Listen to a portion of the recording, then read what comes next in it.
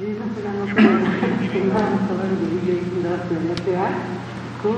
la pela.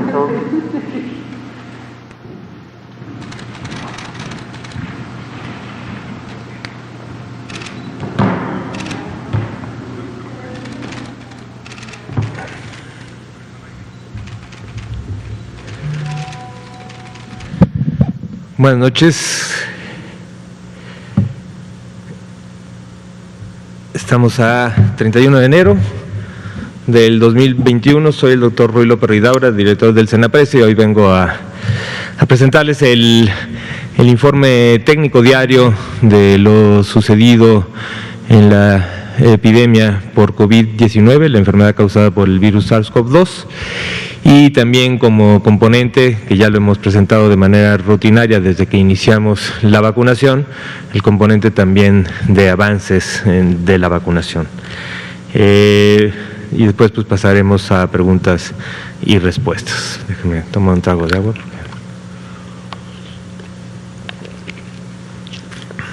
Pues muy bien, entonces pasaremos. Bueno, entonces presentamos el escenario nacional. Recuerden que esto es la curva de los casos nacionales. Esto es a nivel nacional y también, como pueden ver también en la página, pues cada estado se presenta con diferentes intensidades. Recuerden que el día de hoy, domingo, abrimos una nueva semana epidemiológica. Estamos abriendo la semana número 5 ya, y estamos comparando ya. Podemos comparar entonces los datos completos o lo más completo posible de la semana 3 en comparación con la semana 2. Recuerden que cada domingo incrementamos una semana más en esta línea de tiempo de la curva epidemiológica, en donde se muestra el número de casos estimados. El número de casos estimados, recuerden, es el número de casos confirmados más el número de casos que tal vez quedaron no sin muestra, pero seguían siendo con un cuadro clínico sospechoso, pero que por alguna razón no se les tomó muestra o se les tomó muestra y no hubo posibilidad de resultados. Entonces a este grupo de personas, de acuerdo a su inicio de síntomas, a la semana en la que iniciaron síntomas y de acuerdo al porcentaje de positividad, se calcula un adicional para poder tener esta estimación de casos semana con semana. Entonces al día de hoy tenemos un total de 158.536 casos confirmados. Son personas que presentaron los síntomas, se les tomó una prueba y en la prueba se detectó, ya sea en la prueba antigénica o en la prueba de PCR, se les detectó la presencia del virus SARS-CoV-2 y por lo tanto son el número de casos confirmados. Sin embargo, cuando vemos ya los casos estimados, estamos rebasando los 2 millones, un poco más, 2.059.964 casos estimados. Eso es el total de casos durante la pandemia. 5% de este total, 104.963 casos, es lo que consideramos como casos activos, es decir, que iniciaron síntomas en los últimos 14 días y por lo tanto esos son lo que estimamos como el grupo que todavía puede transmitir, que todavía puede dispersar la epidemia, y la idea es que esta proporción y este número de casos pues cada vez sea menor para que la dispersión comunitaria de la epidemia vaya concentrándose. Esta semana, en la semana 3, estamos abriendo con un descenso de 20%.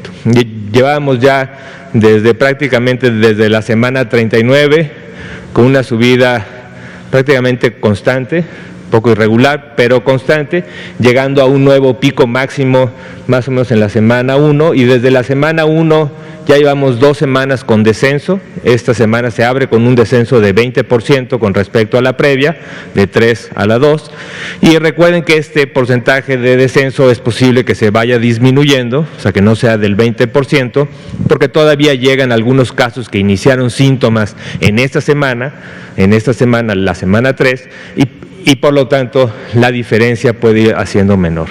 Sin embargo, cuando hemos abierto con un descenso por arriba del 10% o del 8%, es infrecuente que se acumulen tantos casos como para revertir esta tendencia, por lo que la apertura de un 20% de descenso en la semana que abrimos es un descenso importante, lo que nos alienta a pensar que este descenso es posible que vaya constante hacia abajo. Sin embargo, es importante considerar que pues, la epidemia está activa, estamos en una parte importante de la epidemia, donde superamos pues, prácticamente al doble el pico máximo que habíamos tenido en la semana 28-29 del año pasado, y esperamos que esto, pues dependiendo de cómo vaya bajando, pues podemos decir si es una tendencia cada vez más constante hacia el descenso o se detiene también en una meseta intermedia, parecido a lo que nos pasó en la curva previa.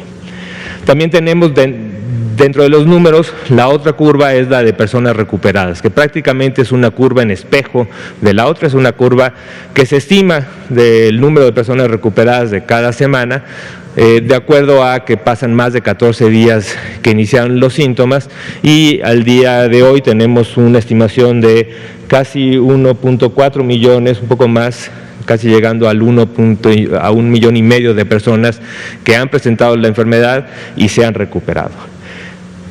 Lamentablemente también estamos reportando al día de hoy 158.536 defunciones confirmadas, y es el número que también es importante estarlo viendo y en su tendencia para ver cómo está impactando. Recuerden que la curva epidémica de los casos normalmente es más temprana, después hay una curva que hemos mostrado en otras ocasiones sobre la curva de hospitalizaciones, también como también se ha mencionado en las conferencias de prensa de la jefa de gobierno, también en lugares de gran intensidad como en la Ciudad de México o en la zona metropolitana, la curva de hospitalizaciones parece que está llegando a una meseta y empieza también a descender, y también la curva de defunciones también se traduce todavía más de 15 días después de la curva de hospitalizaciones. Entonces, estamos viendo y posiblemente en la semana iremos viendo también esto de presentar las curvas tanto de casos incidentes como de hospitalizaciones, como de defunciones, para ir viendo todas las tendencias. La siguiente, por favor. Y estos son los datos de ocupación hospitalaria. En ocupación hospitalaria, lo que estamos señalando aquí es que tenemos 8 entidades que tienen más del 70% de sus camas generales, son las camas que se dedican a la hospitalización, son pacientes graves, pero no tan graves como para requerir una ventilación mecánica que dependan de un ventilador. Son pacientes graves que requieren, todos ellos seguramente con oxígeno suplementario, pero no de manera invasiva, y hidratación y una serie de tratamientos que se han demostrado que reducen la hospitalización y aumentan o incrementan la posibilidad de recuperación. Pero 8 entidades tenemos más del 70% de ocupación, y son Ciudad de México, Estado de México, Puebla, Hidalgo, Morelos, Guanajuato, Nuevo León y Nayarit, prácticamente los mismos estados que presentó el doctor Ricardo Cortés el día de ayer. 5 entidades federativas que están entre 50 y 69% de ocupación: Guerrero, Querétaro, Veracruz, Michoacán y Jalisco, también son las mismas, y 19 que tienen menos del 50% de ocupación, y esta viñeta es prácticamente la misma que marcamos ayer. Ahora, ¿cuántas camas? Tenemos a nivel nacional cerca de 35,000 camas totales, de las cuales están ocupadas 19,604, lo que representa este 56% que es el porcentaje de ocupación a nivel nacional, y con respecto al día de ayer hubo una reducción de 2 puntos porcentuales. La siguiente, por favor. El mismo esquema, pero ahora para camas de pacientes críticos, de pacientes que requieren ventilación mecánica. A nivel nacional contamos actualmente con 10,702 camas para atender a este tipo de pacientes. Son camas que, además del ventilador, también tienen al personal y los insumos que se requieren para la atención de este tipo de pacientes. De este total de camas, 5,568 están actualmente ocupadas, y esto refleja este porcentaje de 52% a nivel nacional, con una reducción de 1 punto porcentual de lo que presentamos el día de ayer. sigue siendo bastante heterogéneo. Tenemos 24 entidades que tienen menos del 50% de sus camas para pacientes críticos están ocupadas. Teníamos algunas entidades federativas que estaban entre 50 y 69 y bajaron del día de ayer a hoy: Jalisco, Querétaro, Puebla, Baja California y Nayarit, y ahora están en este grupo de entidades con menos del 50%. Tenemos 5 entidades que están actualmente entre 50 y 69% de ocupación para pacientes críticos: Aguascalientes, Colima, Hidalgo, Oaxaca y San Luis Potosí. San Luis Potosí el día de ayer se encontraba en este grupo y subió a este grupo porque llegó justo al umbral del 50%. Y seguimos con las mismas 3 entidades que están por arriba del 70% de ocupación en pacientes críticos: Ciudad de México, Estado de México y Nuevo León. Aunque han ido bajando un poco los porcentajes de ocupación, seguimos en un nivel de alerta que requiere seguir con el trabajo de reconversión, de expansión, y por eso también las noticias de tener cada vez un incremento mayor de camas, tanto para pacientes críticos como para pacientes no críticos, que tengan la capacidad de recibir y de atender a todas las personas que lo requieren. La siguiente, por favor. Vamos al segundo componente. Esto ya es vacunación. Entonces, en vacunación lo que hemos presentado es esta gráfica donde marcamos día con día las dosis que se han aplicado en cada día. Empezamos el 24 de diciembre con 2.924 y del 24 de diciembre al día de hoy pues hemos estado prácticamente todos los días con aplicaciones, algunos días en donde no se programaron aplicaciones de dosis. Pero como pueden ver, hay 2 grandes momentos de vacunación y esto respondió precisamente al arribo de vacunas. Se estuvieron teniendo algunos embarques menores, pero justo el día 12 de enero hubo este embarque de más de 430,000 dosis que rápidamente se distribuyeron a todas las entidades federativas, y por eso tuvimos esta gran eficiencia de llegar casi a 150,000 dosis aplicadas en un solo día, el día 13 de enero. Y después, conforme se fue abarcando al personal de salud en cada una de las entidades y terminando las dosis que se habían distribuido a cada una entidad, pues bajaron otra vez. Tuvimos otro embarque de cerca de 210,000 dosis que pudimos nuevamente distribuir a todas las entidades federativas y también logramos un nuevo pico el día 21 de enero que también ha ido descendiendo. Recuerden que de estas dosis, son dosis y a veces ya tenemos un buen grupo, como veremos en las siguientes diapositivas, de personas que ya han recibido 2 dosis y por lo tanto esto no se traduce. El día de hoy se aplicaron 3,020 dosis, prácticamente todas ellas en segundas dosis en la Ciudad de México. La siguiente, por favor. Este es el avance acumulado. Esta es una curva de dosis acumuladas que se van aplicando día con día, se van sumando, y aquí es donde se ve el punto de inflexión de este gran incremento que tuvimos el día 13 de enero, después el otro incremento, y así seguramente esto va a ir pasando conforme tengamos disponibilidad periódica de embarques, y la idea es que conforme vayan llegando rápidamente se vayan aplicando, cubriendo las necesidades, hasta tal vez llegar en un momento pronto en el que tengamos ya una disponibilidad continua que podamos expandir de forma más amplia a toda la población, especialmente empezando en la siguiente etapa con los adultos mayores. La siguiente, llevamos un total de 673,327 dosis. De este total, 631,485 corresponden a primeras dosis. Eso quiere decir que tenemos 631,485 personas que han recibido una dosis. Y tenemos 41,842 personas que ya recibieron 2 dosis. Es la segunda dosis y esto representa ese total de dosis que llevamos. Del total de personas que han recibido ya una primera dosis, tenemos una cobertura del 6% de esquemas completos. Eso está en espera, como también lo hemos comentado, de este gran embarque que recibimos, o del segundo embarque que recibimos. Reservamos casi 91,000 dosis para estas segundas aplicaciones, y estas ya se empiezan a aplicar, y es mucho de este gran avance que tenemos en segundas dosis, especialmente en 3 sedes que tenemos la vacunación previa al 13 de enero, que son Coahuila, Nuevo León y Ciudad de México. Del embarque que tuvimos, ya 29 entidades han superado el 95% de las dosis que tienen.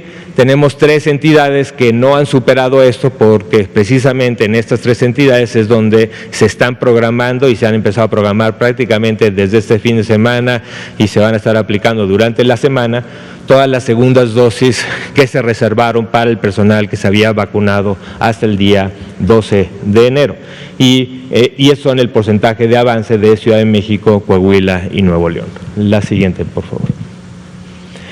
Y esto es con respecto a los embarques. Esto es lo que les mencionaba, que son embarques heterogéneos. Tenemos un primer embarque de 2,925, después el 26 de diciembre recibimos 42,900, el 30 de diciembre 7,800, el 5 de enero 53,625, y fue hasta que el 12 de enero recibimos 439,725 dosis, y el 19 de enero 219,375. De estos embarques prácticamente ya se aplicó el 100% de todos, y lo que se está aplicando ahora, y todavía tenemos un avance del 58% de utilización de este último embarque, precisamente porque una parte muy importante de este embarque se reservó para las segundas dosis. Tenemos un total de 766,350 recibidas, y esperamos que en esta semana terminen, esta semana y tal vez a principios de la próxima semana, terminen prácticamente todas estas segundas dosis, para llegar prácticamente a un avance total también de este último embarque que recibimos el 19 de enero. Tenemos un porcentaje menor, esperable, digo, eso pasa en estas campañas de vacunación, que tenemos 991 dosis perdidas, que representa el 0.13% de lo utilizado, y tenemos una pequeña reserva en el INCAN de 6,940, que nos permitirá, en caso de requerir, cubrir ciertas zonas específicas antes de que lleguen el siguiente embarque. Recuerden, todo esto es vacuna Pfizer, es la única que ha llegado, es la única que se ha aplicado, pero como saben y como también se ha comentado, estamos en espera de otras opciones, y aunque todavía no están confirmadas las fechas de entrega, estamos preparando un plan operativo que permita adaptarse a las diferentes condiciones que cada una de las vacunas pueda tener. La siguiente, por favor. ESAVIS, estos son los eventos supuestamente atribuibles a vacunación e inmunización. Estos son los eventos adversos que se presentan, y por lo que se llaman supuestamente atribuibles es que la idea en el sistema de farmacovigilancia, en general en cualquier sistema de farmacovigilancia, pero especial para las vacunas, pues se tiene contemplado y se tiene en operación un sistema de farmacovigilancia que vigile pues cualquier evento que reporten las personas. Hay un periodo crítico muy importante, que son estos 30 minutos de observación, especialmente que se ha definido para la vacuna de Pfizer, en donde después de la vacuna las personas que han recibido la vacuna tienen que estar 30 minutos de observación. ¿Por qué esos 30 minutos? Porque uno de los eventos adversos tal vez más graves y más inmediatos puede ser las reacciones alérgicas, anafilácticas, y normalmente se presentan en estos 30 minutos. Y estos son principalmente los datos de aquellos ESAVIS que han sido graves, que se han presentado en estos 30 minutos. También puede haber ESAVIS o de estos eventos que se reporten después, y la idea del sistema de farmacovigilancia es que cualquier persona que presenta un evento, cualquier síntoma, cualquier molestia, pues tiene que buscar atención médica, y sabiendo que tiene el antecedente de vacunación, cualquier evento se registra como un evento supuestamente atribuible y se estudia. Tenemos tanto un grupo de expertos a nivel federal como tenemos también comités en los estados y en las jurisdicciones que van evaluando este tipo de eventos para ir viendo al final si son o no atribuibles al evento de vacunación. De todos estos 5.693 que se han identificado en este sistema de farmacovigilancia, la gran mayoría, 5.648, son considerados no graves y 45 han sido considerados graves. De los graves, como pueden ver, pues no tenemos así una edad específica, el promedio de edad son 37 años, eso pues refleja también la población que se ha vacunado, que principalmente pues son los profesionales de salud que están activos. Hemos tenido un número mayor de mujeres que en hombres, y eso lo estamos estudiando para ver el significado de esta diferencia, y actualmente 2 personas de estos seres graves están hospitalizadas y ya 43 se han dado de alta, se han recuperado completamente del evento adverso. Y como pueden ver, pues ya prácticamente, digamos que en la mitad de las entidades federativas se han reportado estos eventos graves y seguimos reforzando el sistema de vigilancia. Hemos tenido un evento también, un reforzamiento de la capacitación de los diferentes niveles de atención para la identificación de estos eventos y gracias también a la cooperación también con la Organización Panamericana de la Salud estamos reforzando aún más este sistema de vigilancia que ahora va a tener que adaptarse también a nuevas vacunas que puedan tener nuevos eventos o supuestamente asociados y que se tienen que estudiar a profundidad. ¿Hay una más? La siguiente, por favor. Ayer preguntaron, y con eso termino, ayer preguntaron una pregunta sobre el voluntariado. Tenemos, como también les hemos presentado en varias ocasiones, tenemos un componente muy importante operativo de la vacunación, que son estas brigadas, que le hemos llamado brigadas correcaminos o brigadas especiales. Son también brigadas que están sustentadas en un decreto secretarial que firmó el secretario de Salud, el doctor Alcocer, y es la estrategia operativa de la vacunación en sus diferentes etapas. Estas brigadas están compuestas por múltiples componentes, un componente importante de los promotores y servidores de la nación de los diferentes programas, pero también un componente muy sólido de salud, no solamente del personal que activamente va a estar vacunando, sino también el personal encargado en los sitios de vacunación que va a cuidar todo el proceso de la red de frío. También ahora están en la planeación de los diferentes sitios potenciales sitios de vacunación para ver si cumplen con las características de red frío, si cumplen con las características de poder llevar un paciente que pueda tener un evento adverso y se pueda atender. Y justo ahora en estas brigadas se está ya conformando en cada uno, coordinados desde el punto de vista operativo también con los servidores de la nación en cada uno de los centros integradores, que son 10,000 en el país, y es la conformación de estas brigadas que ahora se están reforzando. Fue también una de las estrategias operativas en los hospitales para el personal de salud, pero ahora que vamos a la población abierta, ahora preparándonos para los adultos mayores, esta necesidad de tener instaladas brigadas operativas en territorio cercano a las personas es muy importante. Una parte de estas brigadas también requiere de voluntariado, y justo ayer preguntaban ¿y dónde se inscriben? Quien coordina la parte de los componentes del voluntariado en estas brigadas es a cargo del DIF, y se ha creado este correo que ya está activo, voluntarios.vacunas@dif.gov.mx, en donde se les va a solicitar ¿dónde están estas personas? Digo, porque es muy importante, es identificarlos en el territorio, estas personas que generosamente están poniendo su tiempo para participar. Digo, ¿en qué actividades? En múltiples actividades. Múltiples actividades se requiere, a la hora de la vacunación, a la hora de los sitios de vacunación, a la hora de ser llamado a las personas. Recuerden que esto es un programa de vacunación que tiene un potencial y una magnitud nunca antes realizada. Tenemos que irnos acercándonos a la universalidad de todas las edades. Esa es la idea, ese es el propósito, esa es la meta. Y esto lo vamos a lograr siempre y cuando estemos cercanos en el territorio. Y para eso necesitamos mucho trabajo territorial.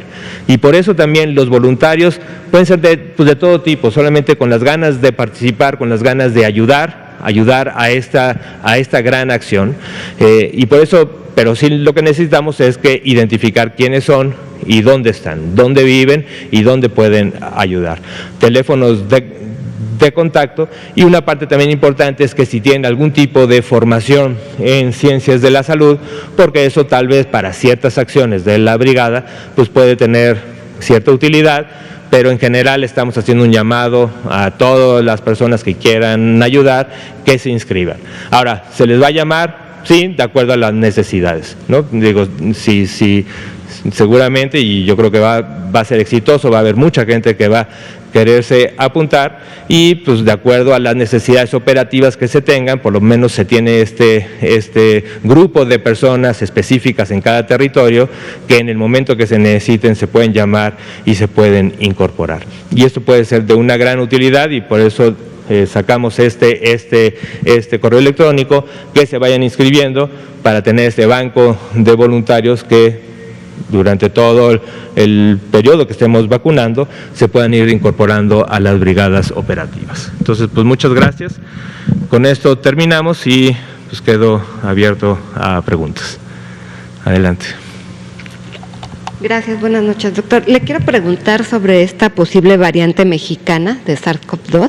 Es detectada en 4 pacientes de Jalisco. No sé si nos puede hablar al respecto. Y tengo otras preguntas. Sí, sí hubo, desde que se notificaron esto, el INDRE ha estado en contacto con el Laboratorio Estatal del Estado de Jalisco.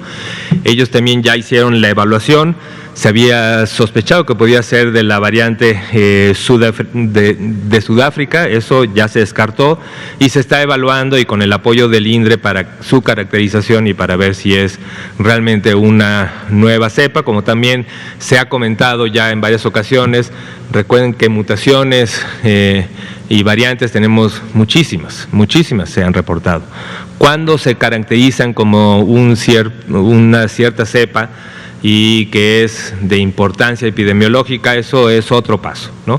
Era importante entender si estas cepas que ya se han caracterizado en otras regiones del mundo que tanto están circulando en México es importante, pero cuando hablamos de una nueva cepa, bueno, tenemos que caracterizarla y para ver su peso epidemiológico. Entonces creo que eso va a tomar tiempo. Estamos en cooperación muy cercana entre el INDRE y el Laboratorio Estatal.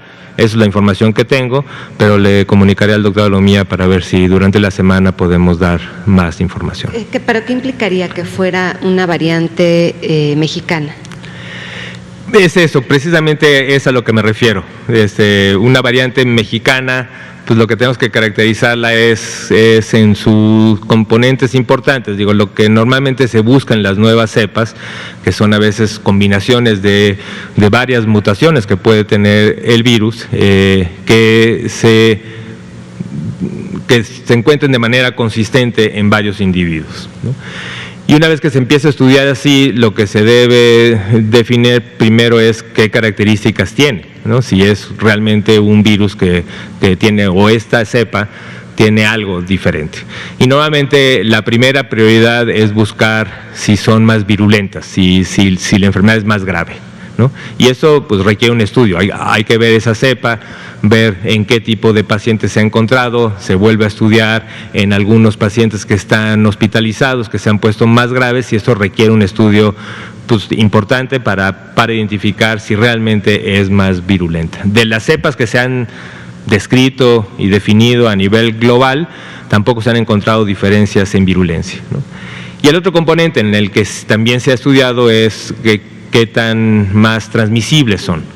Y ese es otro componente, que eso fue mucho lo que caracterizaron a estas cepas recientes en su poder de transmisión, y por eso pues esto pues requiere un estudio serio. No es solamente caracterizar y encontrar una mutación nueva, es realmente ver si esta mutación es significativa o no. Entonces, digo, eso veremos en los estudios posteriores para caracterización. O sea, primero tendremos que saber si es una variante mexicana y después si es más virulenta y es más transmisible. Sí, por eso es que cuando se habla, y insisto, no es que sea una variante mexicana, seguramente hay mutaciones de los virus que circulan en la población mexicana ya hay mutaciones que han existido aquí en México. Digo, no es que exista una variante mexicana. Para poder decir es una variante mexicana que vale la pena describirla como tal, pues se tiene que estudiar su importancia. Entonces, no es solamente que existe una variante mexicana, es posible que existan varias variantes de mutaciones que no impactan para nada ni en la transmisión ni en la virulencia, y que realmente tampoco vale la pena caracterizarla, ¿no? Cuando se empieza a encontrar variantes que puedan tener este potencial, es importante caracterizarla para ver su potencial en el curso de la epidemia, ¿no? Gracias. Y también le quiero preguntar sobre las vacunas aplicadas.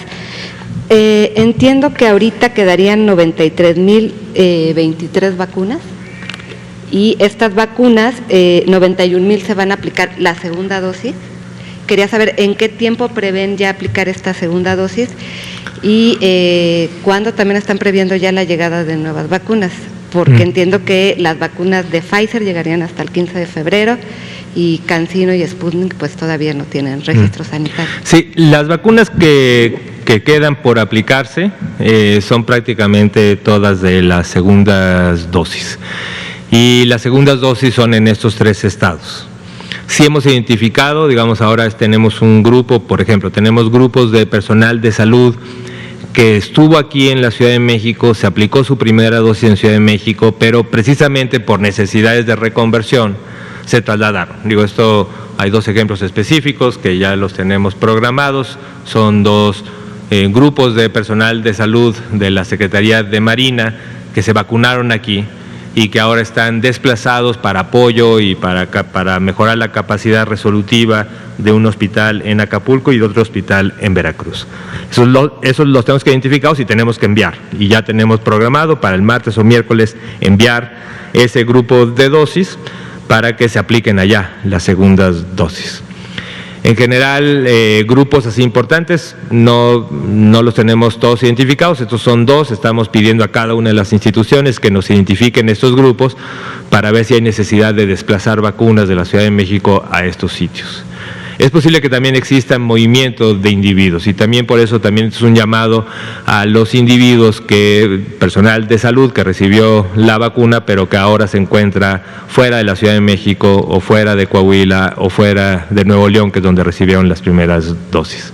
Entonces, para que a través de sus instituciones nos contacten como centro coordinador para ver la posibilidad de hacerla llegar o de que el personal de salud se desplace ya sea a cualquiera de los 3 sitios en donde se están aplicando. Entonces, ¿cuándo se van a aplicar? Se programaron Ciudad de México empezó desde el sábado, Coahuila empieza el martes, Nuevo León también empieza el martes o miércoles, ¿no? La idea y un poco también lo que se comentó cuando se generó ampliación del intervalo entre la primera y la segunda dosis, que fue también, fue una propuesta por el grupo de expertos de la OMS. Se revisó también en el grupo expertos que nos está asesorando aquí a la Secretaría de Salud en México. Y también mismo Pfizer lo reconoció, la posibilidad de incrementar este intervalo, lo que permitía, por un lado, ampliar las coberturas, pero por otro lado también permitía mejorar la operación. ¿De qué depende? ¿Cuándo empieza? Es muy difícil en un sistema que apenas estamos empezando con distribuciones muy focalizadas, el poder saber que el día 21 o el día 28 exactamente es cuando va a recibir. Esto es una operación y por eso estamos programando estas en lo que nos permite. Entonces, por eso varía un poco, pero yo creo que prácticamente de ayer a tal vez el martes de la próxima semana, o sea, no esta semana, sino completando toda la semana y tal vez todo el fin de semana, acabaremos con estas segundas dosis en estos 3 sitios. Gracias. Ahora, ¿cuándo llegan? Tenemos la comunicación oficial por parte de Pfizer, que el siguiente embarque llega el 15 de febrero. Esto nos permitirá también cubrir prácticamente todas las segundas dosis del embarque que llegó en el 12 de enero, entonces prácticamente todo este embarque se va a destinar a segundas dosis del personal de salud, y después estaremos recibiendo cada semana. Y ahí es como podemos ir incrementando hacia el personal de salud que falta o hacia la siguiente etapa, que son los adultos mayores. De las otras todavía no están confirmadas, estamos en espera, están firmándose los contratos, están firmándose los acuerdos, conocer bien los calendarios, especialmente con Sputnik, que está bastante avanzado, con CanSino y también con AstraZeneca, lo que también comentó tanto el presidente como el doctor López-Gatell, la posibilidad de tener un adelanto de AstraZeneca que pueda venir de la India, del Serum Institute de la India, en donde podríamos adquirir antes de lo que ya está programado con AstraZeneca, que se va a embotellar aquí, el embotellado final de AstraZeneca que se está realizando aquí y que en principio estaba programado para mayo, abril o mayo, y posiblemente tengamos un cargamento, aún no tenemos fecha, adicional de AstraZeneca ya listo para usarse, que pueda venir también en la primera o segunda semana de febrero. Gracias, doctor. Y le quiero preguntar también sobre estas 93,000 dosis que sobran o que faltan por aplicarse. ¿Ahí están integradas las 6,940 dosis reservadas en el INCAN? No. Estas están en reserva, estas no están destinadas ahora. Estamos precisamente viendo, esto nos permite tener flexibilidad si vemos que hay algún faltante de segundas dosis de este grupo. Estamos teniéndolas ahí en reserva, entonces sí incluyen las 96,000, pero no en las programadas, ¿no? Las programadas son cerca de 91,000. Okay. Y ya por último lo de los maestros, ¿cuántos fueron vacunados hoy? Y ¿están contemplados también para la segunda dosis con estas 91,000 vacunas? No con estas 91,000, sí están contemplados. Todos los esquemas de Pfizer requieren de 2 dosis. Espérenme, tengo aquí el número. Ya el día de hoy ya no se vacunaron los maestros. La estrategia en Campeche implicó, terminó prácticamente ayer sábado, pero prácticamente terminamos el viernes. En total se vacunaron un total de 17,048 personas del sector educativo, y esto nos permitió que también lo que habíamos desplazado de un poco más de 20,000 dosis se usaran también para ampliar las primeras dosis en personal de salud del mismo Campeche que faltaba. Entonces se aplicaron todas las dosis que teníamos programadas, 17,000 de ellas en personal educativo y un poco más de 3,000 que se utilizaron en personal de salud que estaba pendiente por vacunar. ¿Cuándo recibirán ellos la segunda dosis? Pues más o menos a partir de esta semana, pues hay que tomar un periodo de 21 hasta 42 días. Estamos tratando de programar las segundas dosis entre el día 28 y el día 35 y por lo tanto pues esto será más o menos a mediados o tercera semana de febrero. El doctor Gatell había dicho que el presidente habló con Pfizer para ver si podían traer al país las vacunas antes del 15 de febrero o una parte. No sé si nos puede... Sí, o sea, tenemos por eso, la comunicación oficial es el 15, pero aún está abierta la gestión que están haciendo a nivel presidencial para tratar de adelantarlos una semana. Una semana nos ayudaría a empezar más rápidamente con estas segundas dosis. Estamos a la expectativa, aún no tenemos la confirmación. Es posible que en la semana tengamos la confirmación si sí va a ser posible o no tener ese adelanto de una semana. Ahora estamos preparando todo, pero bueno, si de repente nos dicen sí puedo llevarlas el día 8 o el día 9, pues también ya estaríamos preparados para recibirlas y distribuirlas en los hospitales donde se vacunaron el personal de salud en la primera dosis. Perdón, 2 últimas preguntas y ya no más. Sobre el costo de traslado de la vacuna rusa, también dijo el doctor Gatell que no estaba contemplado en el contrato. Quería saber si tienen un estimado de cuánto costará traer esta vacuna y saber el estatus de la vacuna de CanSino, por favor.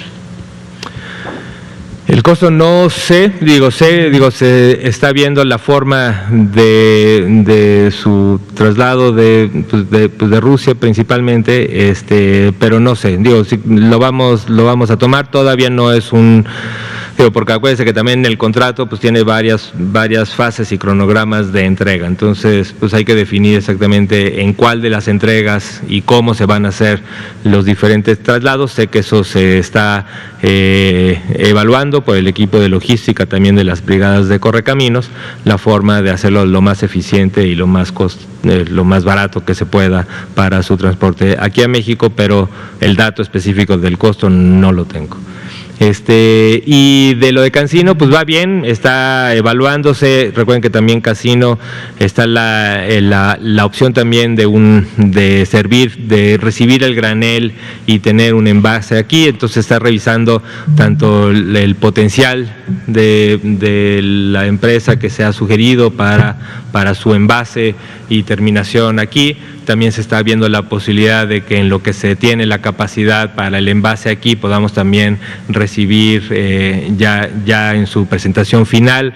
Entonces esto se está estudiando a la par de estar en espera de tener los resultados de la fase 3 que permitan su evaluación en el Comité de Moléculas Nuevas, que aún están evaluando tanto el componente técnico como el componente de seguridad como el componente de calidad. El componente de calidad implica también pues evaluar la forma de producción, en este caso en China, la posibilidad de tener el envasado aquí en México, y esto es parte de la evaluación que también se hace por COFEPRIS. Entonces estamos en ese proceso, aún no podríamos darle fechas concretas. Estamos esperando datos completos también recuerden, los estudios de fase 3 continúan, la aprobación para uso de emergencia pues recibe datos parciales o datos preliminares, pero que son suficientes para este tipo de aprobaciones, aunque aún el mismo estudio de Pfizer sigue y va a seguir dando datos. Y estamos esperando el poder tener todos los datos por parte del grupo de Cancino para tener ya la evaluación técnica de la eficacia y posterior o en el mismo momento tener también la evaluación de la seguridad y por otro lado la evaluación de la calidad, que eso sí también se empieza de manera paralela para ver cómo se produce, quién la produce y cuándo se podría trasladar para acá, para su envase acá. Entonces esto es una evaluación que se hace de manera paralela en los diferentes frentes, pero al día de hoy todavía no tenemos el expediente completo. Buenas noches, doctor Ignacio de Alba, de Pie de Página. Preguntarle sobre los casos de recontagio. O sea, sé que han dicho que son raros, pero tenemos conocimiento de algunos casos de personas que desarrollan la enfermedad, salen positivos a una prueba, se componen, digamos, se recuperan, salen negativos en la prueba y semanas después en otra prueba vuelven a salir positivos y vuelven a desarrollar la enfermedad, incluso pues de una forma más fuerte, más aguda la enfermedad, se puede decir así. Es preguntarle cómo podríamos interpretar eso, si es recontagio efectivamente o tiene que ver algo con las pruebas. Sí, esto es un tema que sigue un poco yo creo que sigue en discusión un poco la forma realmente de definirlo y de tal vez entender cuál es su importancia, ¿no? Sí se han identificado, cada vez se identifican más, pero siguen siendo muy pocos como para entender el fenómeno de su impacto. Lo que se ha propuesto para su caracterización es primero sí tener un poco la secuencia que estás mencionando, es decir, tener un cuadro clínico, porque si empezamos con cuadros asintomáticos que hubo una prueba, pero no hubo un cuadro clínico, es muy complejo el hablar de reinfección. Entonces, por lo general, sí hay un cuadro clínico con síntomas que tengan una prueba positiva por PCR. Y después que tengan, que se recuperen de ese evento clínico y que empiecen a tener un nuevo evento. Muchas veces lo que no hubo entre estos dos eventos es la evidencia de que fue negativo, de que tuvo una nueva PCR negativo. ¿Por qué? Porque en general no está dentro de los lineamientos la necesidad de tener una prueba negativa. No es algo ni necesario, sí da información, pero no es necesario. Entonces muchos de estos personas no tienen esta evidencia de que en su primer evento lograron negativizar el PCR. Entonces, una vez que tienes un nuevo evento y te vuelven a sacar la prueba y sale positiva con un PCR, la idea para poder estar seguros que es una nueva infección es justamente tener los estudios de secuenciación que te permite ver estas pequeñas variantes que siempre hay. Digo, nunca un virus es totalmente idéntico al otro. Y estas primeras mutaciones se pueden caracterizar y decir, en efecto, este virus es distinto, es ligeramente distinto al primero que tuvo en su primer evento. Pero esto es un ejercicio de secuenciación, esto es un ejercicio de laboratorio, bueno, y los laboratorios estatales lo pueden hacer, el INDRE claramente lo puede hacer, muchos de los laboratorios que nos están ayudando lo pueden hacer. Entonces, por eso es lo que se está estudiando, para ver exactamente por qué. Una vez que puedas caracterizar que en efecto es un virus distinto al que presentó en la primera ocasión, para ver su impacto. Y su explicación, es decir, ¿qué quiere decir? Porque también lo que se ha visto, y esto también ha sido bastante bien documentado, es la posibilidad de tener personas que nunca negativizan, ¿no? O sea, bueno, no nunca, pero que pueden tardar semanas o meses en siempre estar con presencia de virus o de ADN viral o de RNA, viral, que se detecta. Entonces, pero eso no quiere decir tal vez ni que sea realmente transmisor, ni que realmente sea un evento nuevo. Entonces, por eso es difícil. Yo digo, lo veremos, a ver si hay alguna forma de presentarlo y tal vez invitar a un experto que nos hable un poco más de la caracterización que tenemos en México y la caracterización que tenemos en el mundo sobre esto. Sobre la eficacia de la vacuna, ¿es igual en todas las cepas? ¿Funciona igual la vacuna? Eso es precisamente uno de los grandes, digamos que es el punto de mayor relevancia ahora en la caracterización de cepas, es estudiar rápidamente si la eficacia de la vacuna también es eficaz para esta cepa, ¿no? Y mucho más cuando tenemos potenciales cepas, que sean o más virulentas, que aún no se han encontrado, o que sean de mayor capacidad de transmisión. Pero cuando sean cepas que realmente estén con una mayor distribución de transmisión en la comunidad, ¿no? Porque si es eso, entonces si tenemos una vacuna que su eficacia pueda ser diferente a estas nuevas cepas, pues posiblemente el impacto esperado de la vacunación sea menor. Una de las cosas que se ha hecho precisamente para lo que sirve la caracterización de estas cepas es que rápidamente se han estudiado el potencial teórico, ¿no?, y empírico de la capacidad de que si la respuesta de la vacuna también responde a esta diferencia. En general, la acción inmunológica es una acción, no es tan específica para una proteína tan específica.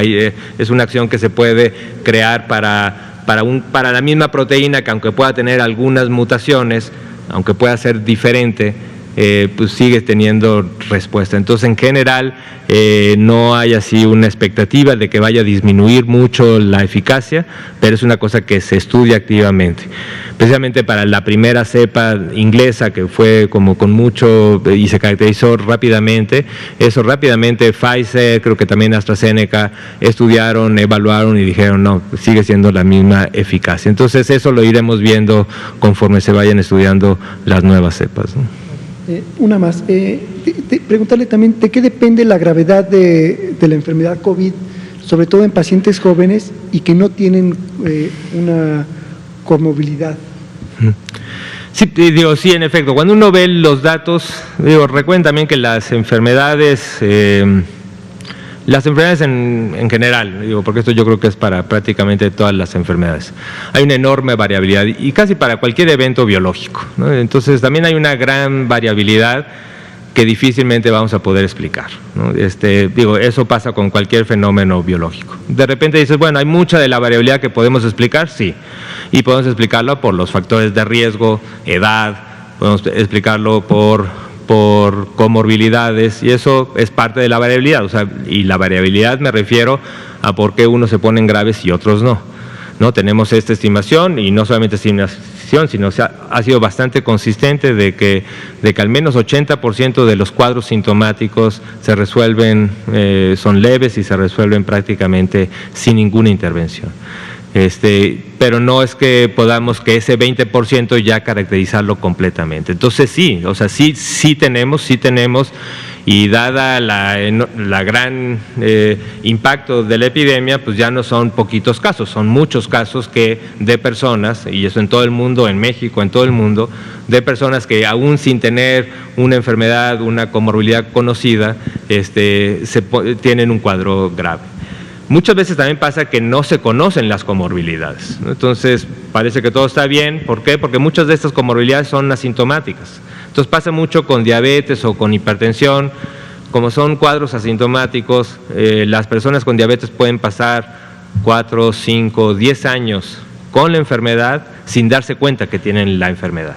Y muchas veces, y nos ha pasado, y también se ha medido, que personas llegan sin diagnóstico y durante la hospitalización nos damos cuenta y se da cuenta la persona que tiene diabetes. Entonces, por eso no es tan fácil, pero aún así todavía encontramos un buen número de casos, gente joven que tiene cuadros graves, que puede tener cuadros mortales y que no encontramos una explicación clara, ¿no? Y eso yo creo que va a ser materia de estudio y sigue siendo materia de estudio, y así se han encontrado más factores de riesgo que poco a poco esperemos tenerlos con mayor claridad, ¿no? Gracias. Buenas noches, doctor. Los saludo, esperando que el presidente López Obrador y el doctor Hugo López-Gatell se encuentren bien, mejorando. Quisiera traerle dos temas, bueno, ya tres al planteamiento. Hay unos centros de salud distribuidos aquí en la Ciudad de México. Le voy a hablar pues directamente de tres, pero me imagino que en esas circunstancias estarán los demás también. Hemos trabajado con los centros de salud de manera vecinal, de manera ciudadana, ya desde hace más de un año, y pudimos ver que, por ejemplo, el centro de salud, por ejemplo, que está ahí en el cruce de Calzada de Tlalpan y Viaducto, que es el T3 José María Rodríguez, que está precisamente pues, en la colonia donde vivo, tiene ciertas carencias de insumos ya desde hace tiempo, respecto también al sistema dental, no sé, pinzas, algodones, varias cosas que nos han comentado los doctores y personal de ahí con el que hemos platicado. También para la misma atención hacen falta medicinas, hacen falta varias cosas que pues les quisiera comentar también. Por ejemplo, las medicinas que hacen falta son atorvastantina, clopidogrel, ácido acetil, insulina glargina, metrópolis, y me comentan que no tiene ningún antibiótico.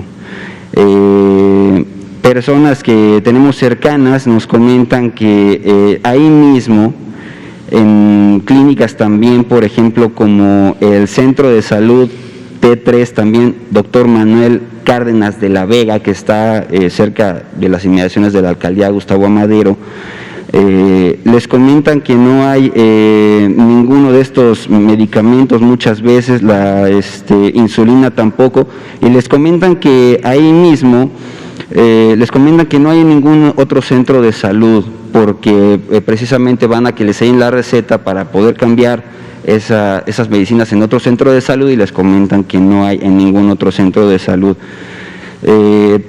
También, por ejemplo, hemos tenido contacto con el Centro de Salud T3 Dr. José Sosaya.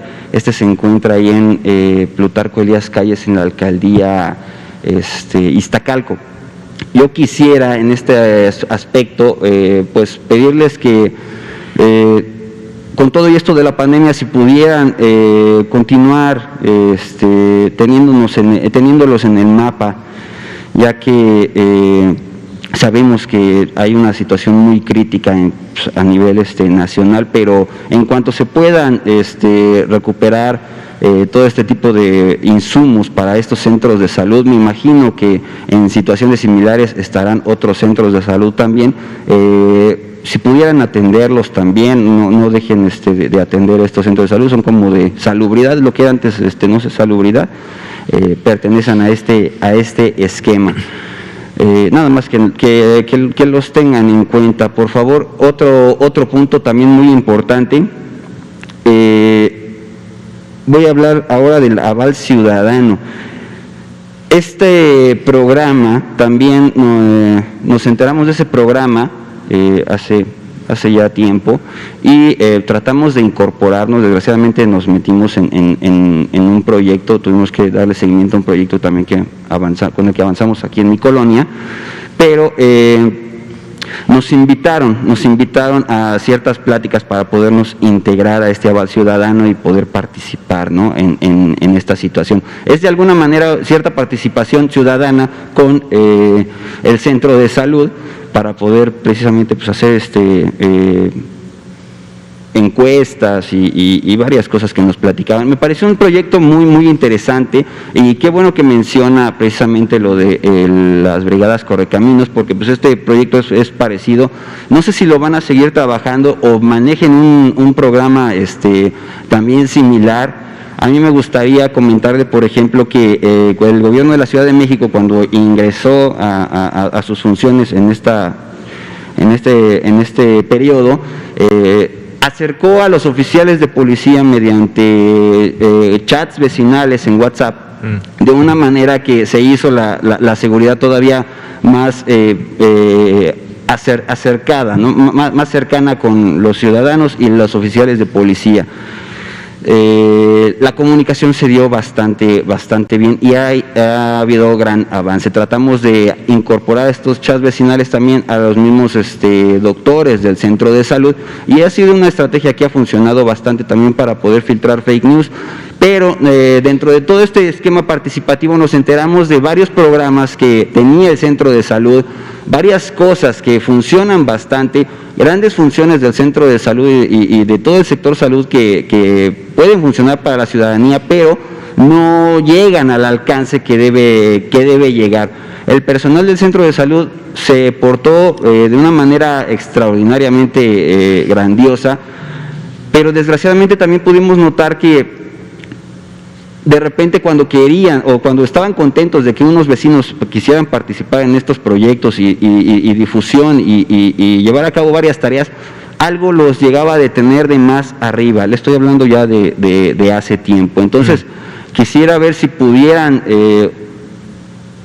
llevar a cabo programas similares, o este programa también se impulsara mejor, para que también los ciudadanos pudieran, mediante a lo mejor algún chat independiente con el sector salud que tenga en su comunidad, pudiera impulsar estos programas que tiene el sector salud, muy buenos, que no llegan al alcance de todos. Tenemos servicios de salud al alcance de la mano que no nos enteramos los ciudadanos por ningún motivo, y pues son bastante buenos, y esta estrategia pues realmente no es tan costosa y tiene un gran alcance también. Y una última cosa rápidamente, ayer pregunté acerca de las brigadas correcaminos. Los voluntarios recibirían paga. Quiero hacerle esta pregunta porque en lo personal ayer lo pregunté y no me interesaría tener ningún tipo de paga, pero cabe preguntar eso, si van a recibir algún tipo de paga. Y pues bueno, de manera personal, yo no necesito ese tipo de apoyos. La gente nos apoya en los canales de YouTube. Gracias. Muchas gracias. A ver si puedo contestar igual en una misma respuesta las tres, porque están muy relacionadas. Muchas gracias, porque además creo que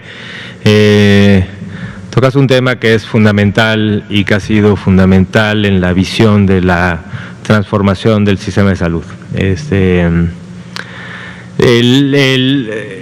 Claramente la transformación de este sistema, en el que desde la época de transición y con el programa sectorial de salud y el Plan Nacional de Desarrollo, el enfoque es este componente de atención primaria de la salud. Y atención primaria de la salud lo que quiere decir es precisamente el tener una un enfoque, por un lado un enfoque claro en los determinantes sociales de la salud en general, pero también una parte fundamental de la atención primaria de la salud es precisamente la participación comunitaria. Y la participación comunitaria ha sido de estos elementos del abordaje en salud que ha sido muy complejo. Desde la primera declaración hace más de 40 años de impulsar la atención primaria de la salud, donde se veía esto como el componente principal, ha sido muy complejo el que realmente se haga realidad. Y la realidad que tú estás señalando es lo que vemos en todos lados. Tenemos programas, tenemos el primer nivel de atención con promotores de la salud y con estrategias educativas, pero su cobertura se queda muy limitada porque no tiene la capacidad de utilizar la activación y la participación de la comunidad, ¿no?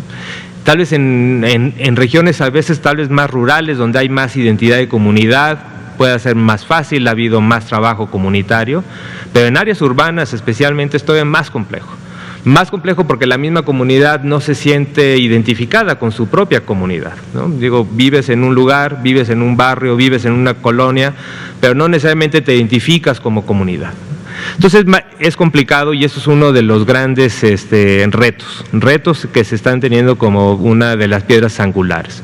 Uno de los abordajes durante la pandemia que impulsamos durante mucho tiempo y que seguimos impulsando y que queremos que se refuercen ahora es el abordaje comunitario del COVID, que precisamente era el acercar estas brigadas tanto de promotores como brigadas más especializadas, que pudieran encontrar casos y vigilar casos en la comunidad. Podemos tener las brigadas especializadas de médicos, médicas, enfermeras, enfermeros, ¿no?